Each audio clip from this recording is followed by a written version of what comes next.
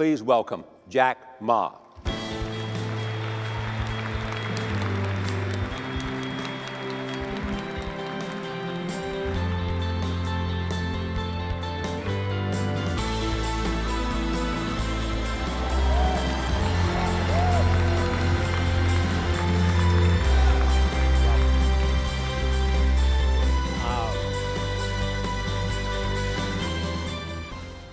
Nice crowd.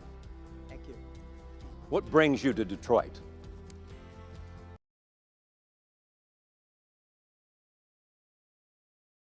The small business, the entrepreneurs. I think I've been expecting this day for a long, long time. When I started my business, I tried to sell my products, ideas, and to the outside the world. Especially, I have a lot of friends who do import-export. They're all small business.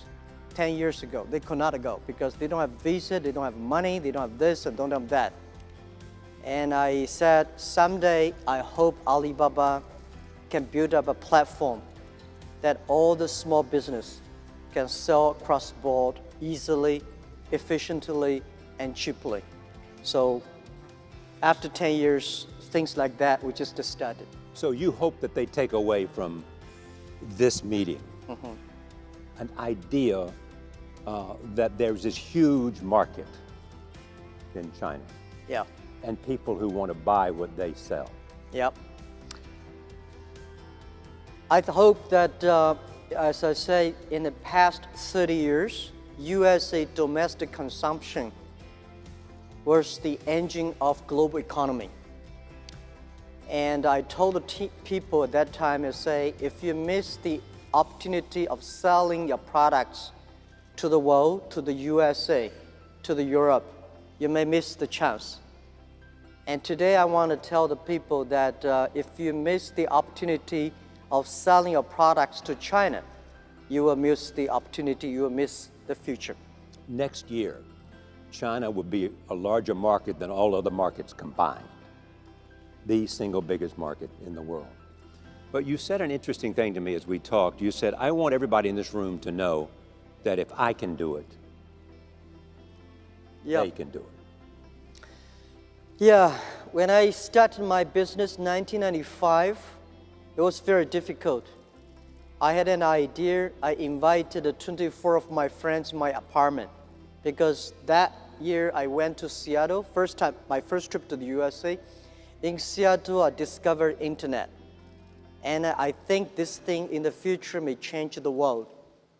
So Tell me about the encounter with the internet when you first saw it.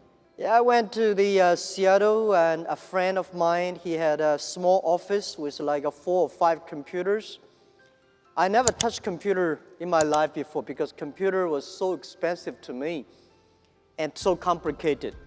But my friend said, this is internet. Just to type in whatever word you want to type. I said, no, too expensive. I don't know which one to do. Even now, I don't know how a computer works. They said, Jack, it's not a bomb, just to type whatever. So the first word I typed in was beer. B-E-R, beer. I don't drink, I don't know why I typed beer. I found American beer, German beer, Japanese beer, no China. So I typed the word China. There's no information about China. So I say, what if we can make some China information on the internet? Let people know about China. So that was the idea. So I came back to China and say, I want to resign from my school.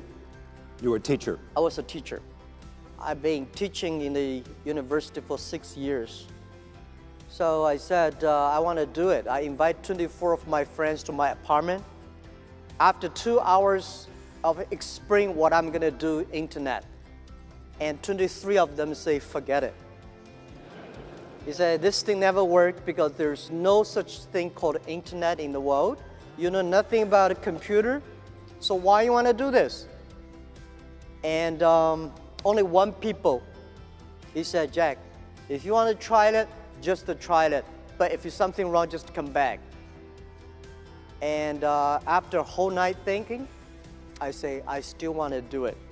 Because most of the people They have a fancy ideas in the evening, but in the day, when they wake up in the evening or in the morning, they go back to do the same job.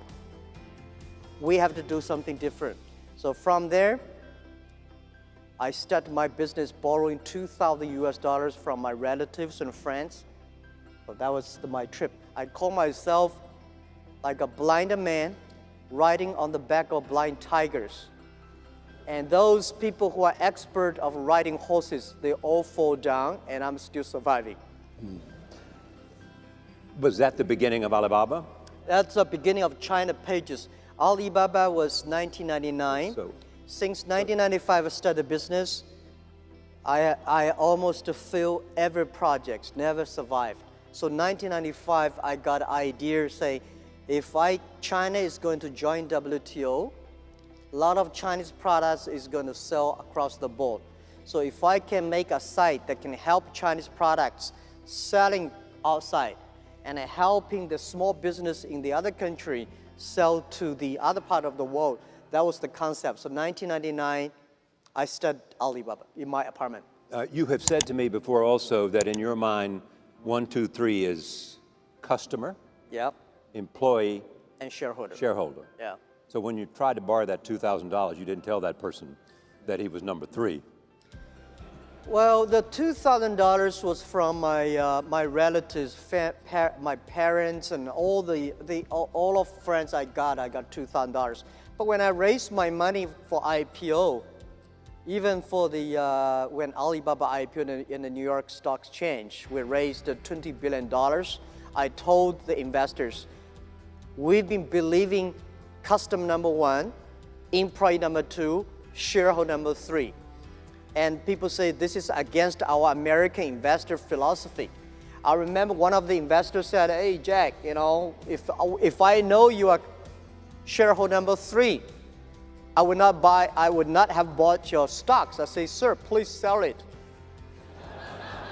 Because I believe there is so much money in the world, there is too much money in the world, but we only need the money who believe in our vision and mission. Because I believe if the customer are happy, employees are happy, the shareholders will be happy. But if the shareholders are happy, may not necessarily customer happy, and may not necessarily your employee will be happy. When you look,